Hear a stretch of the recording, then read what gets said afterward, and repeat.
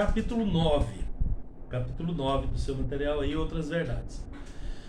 Nessa sessão aí aborda 5 aspectos das ações do Espírito Santo, tá? O que ele leva a fazer os homens cheios do Espírito, né? Destaques do Espírito, né? Atitudes negativas e atitudes positivas em relação ao Espírito Santo. Então, o que o Espírito Santo leva a pessoa a fazer, tá? E o que a pessoa faz que contraria isso, né? O Espírito Santo leva a aconselhar ministros fazendo alertas, tá? Às vezes é danando com eles mesmo, né? Às vezes é falando duro com eles aí, tá? Mas aconselhar ministros, né, a conhecer as coisas de Deus. O Espírito Santo, como ele intercede por nós nesse mundo espiritual, então o conselho espiritual, o conselho da parte de Deus, né, vem, né, através do Espírito Santo. Então, conhecer as coisas de Deus, entender, né, decifrar, usar a palavra decifrar que é mais comum, né, falar em línguas, profetizar, né, a realizar sinais, prodígios, milagres, né, obras grandes aí, né, a reconhecer Cristo, tá? É uma coisa importante, que é o Espírito Santo que faz com que a pessoa reconheça Cristo. Qualquer espírito que nega que Jesus é o Filho de Deus é o anticristo. Então a pessoa só reconhece Cristo com a ajuda do Espírito Santo, tá? A se alegrar, a crescer na esperança, né? Também faz ir para algum lugar para levar para ser usado lá, né? Manda separar homens para a obra missionária. Tudo isso aí está nesses versículos aí, né? Que mostra o Espírito Santo operando, né? Dessa forma aí, né? Mostra o caminho para fazer missão, né? Ajuda o crente a mortificar as obras do seu corpo, né? Como Romanos 8,13. Então cada um desses versículos aí fala de uma ação que o Espírito Santo leva a pessoa a fazer, ou conduz a pessoa, ou orienta a pessoa a fazer. Então tem várias coisas aí que são fatos bíblicos. É claro que tem muito mais que isso, né, irmãos? Isso daí é um exemplo que ficou escrito lá e que o autor tirou os exemplos que estavam escritos lá. Mas ele não é limitado a isso aí, né? Só para os irmãos entenderem como é que o Espírito Santo opera hoje, porque hoje quem opera no meio da igreja é o Espírito Santo. Jesus morreu, ressuscitou, foi para a destra de Deus, está lá sentado à direita do Pai. Quem está operando no nosso nível aqui é o Espírito Santo, tá?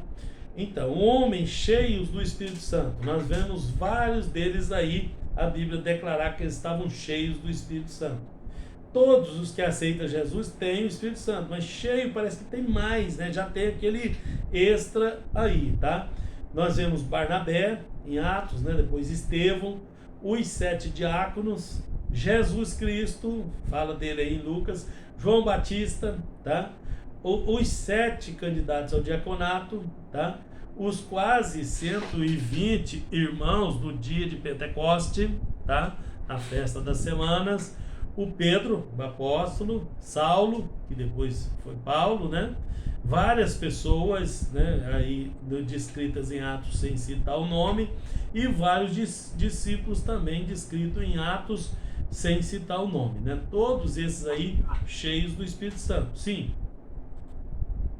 Paulo, ele mudou o nome dele de Paulo para Saulo? Como é que foi? Parece que o senhor falou que não tinha mudado? Não, ou é só... não, mudou o nome não.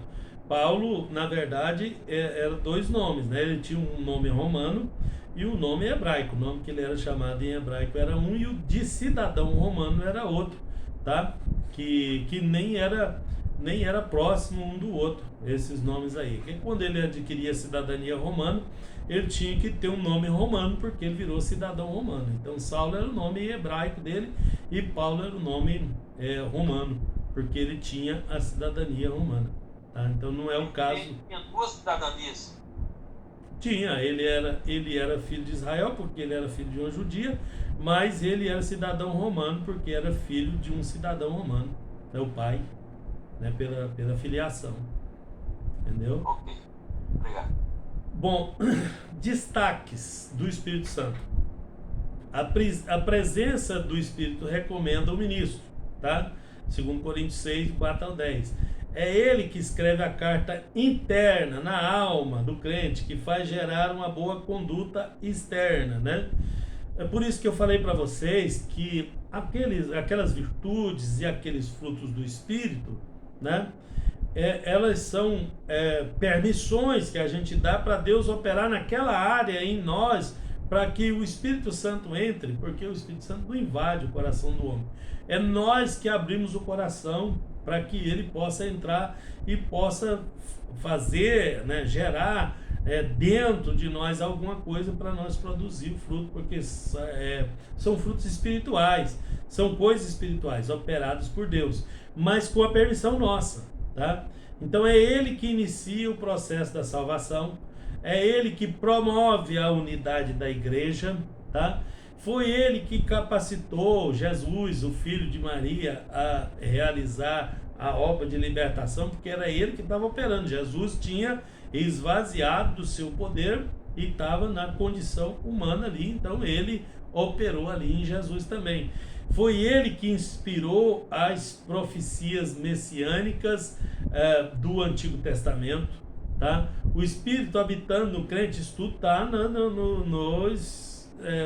nas anotações aí, nos versículos que vocês veem aí, nas referências, tá? Então, o Espírito habitando no crente é a marca, o selo, o penhor da garantia divina da salvação na vida dele, tá? O Espírito Santo tem um ministério de glória, tá? Quem anda no Espírito não cumpre a concupiscência da carne e serve a Deus em liberdade. Ele tem liberdade para servir a Deus, tá? Então ele tem a dependência do Espírito. Então isso é um destaque aí levantado aí pelo o escritor do material, tá? Então o que se pode afirmar sobre o Espírito Santo? A alegria do Espírito Santo faz parte do reino de Deus. A distribuição dos dons é feita sob a soberania do Espírito Santo. A manifestação do Espírito é de acordo com a utilidade, evitando a inutilidade. Distribui todos os dons aos salvos, tá? Ele é dado por Deus aos que lhe obedecem, tá? E é um poder do qual os salvos são imersos, né? Que a pessoa tem acesso a esse poder, tá? Ele cai sobre os crentes, né? Ele opera na vida das pessoas. Ele mora no salvo, né? Como templo, né? O salvo, ele é templo do Espírito Santo. Então, em 1 Coríntios, né? Em 2 versículos, 3,16 e depois no 6,19 de 1 Coríntios, que fala do corpo do crente ser o templo do Espírito Santo, tá? Isso dá uma explicação maior. Eu estou sendo sucinto aqui, né? Porque fala de templo, fala de adoração. Para que serve o templo? Para adorar a Deus, para nos apresentar diante de Deus, para oferecer algo a Deus e tal, tá? Então, o nosso corpo como templo, aí a gente tem que trazer toda essa significação para isso também, para o corpo, tá? Não é dado por medida, né? João 3,34.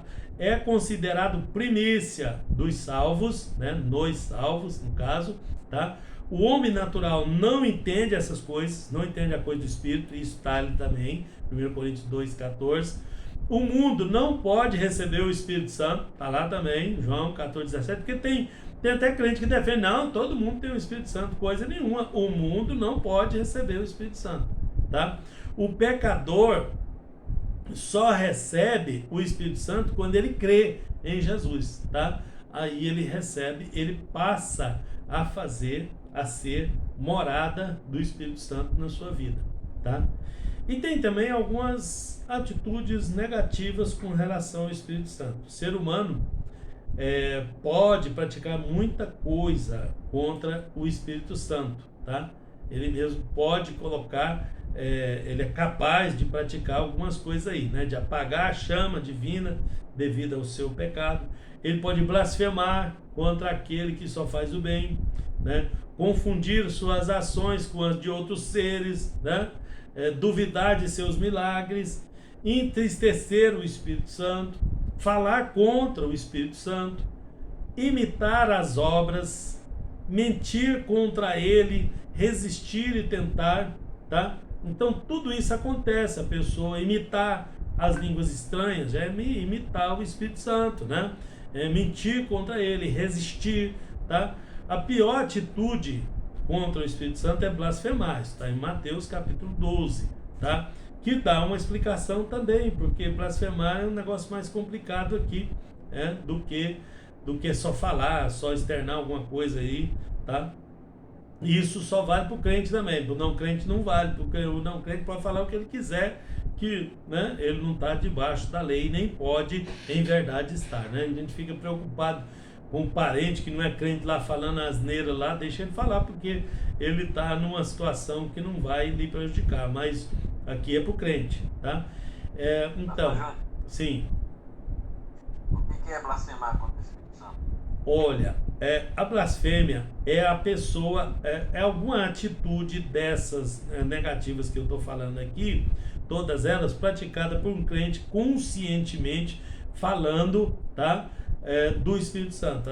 Isso é conscientemente, não é uma coisa acidentalmente que escapuliu uma palavra, uma coisa ali.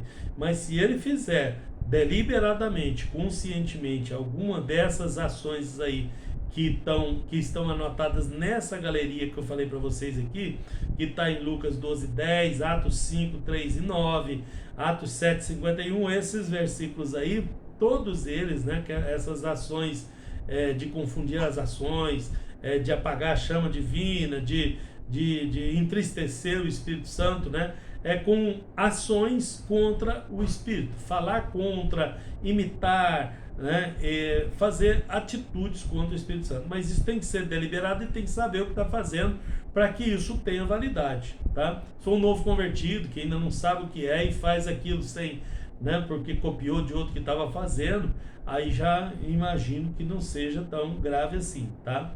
Mas se ele fizer deliberadamente, aí sim é blasfêmia, tá?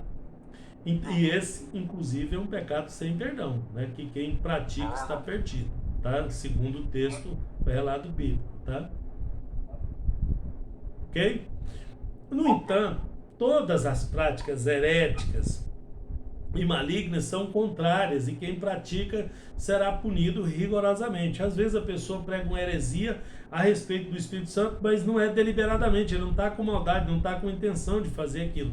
Eu já vi isso acontecer. Tá? Espero que não seja deliberadamente, espero que ele não tenha consciência do que está fazendo, tá? Vale lembrar que só os crentes podem, né, blasfemar. Lembrando de novo, já tinha falado, os incrédulos não têm conhecimento suficiente para atribuir aos demônios as obras realizadas pelo Espírito Santo, né? Então é necessário que o cristão tenha o cuidado, né, de não ficar brincando com as coisas espirituais. Me dói o coração quando eu vejo uma pessoa brincando de falar em língua estranha, brincando com as coisas espirituais, porque isso é perigoso, né? É perigoso, principalmente porque quem conhece aí, tá? Mas tem também atitudes positivas, tá? É possível, por outro lado, que o homem fazer muitas coisas que agradam o Espírito, né? Como, por exemplo, crer nele, buscar o seu poder, a sua direção, receber as suas orientações, abrir o coração para o Espírito Santo operar nele, né? Reverenciar a pessoa do Espírito Santo, obedecer a palavra, né? Quando a pessoa obedece a palavra de Deus, ele está alegrando o Espírito Santo. Quando ele desobedece, ele está entristecendo. Então, duas atitudes são especiais nesse sentido: permanecer na graça como filho de Deus e se dedicar ao trabalho do Senhor na dependência e na direção do Espírito Santo. Isso é muito importante. Isso é coisa, eu vou dizer para vocês que isso é coisa do outro mundo, né? Do nosso reino, porque aqui é uma democracia presidencialista, né? O nosso sistema de governo, mais ou menos isso.